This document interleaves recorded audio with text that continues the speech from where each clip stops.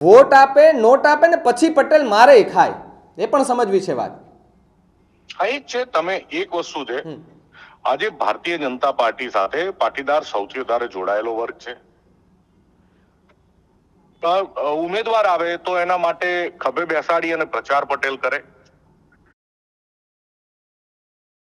હોય ક્યાંય ખર્ચમાં પ્રોબ્લેમ હોય તો ખર્ચ પટેલ કરે, અને પછી ચૂંટાય પછી અને પછી એફઆઈઆર લખાવા રજડવું પડે.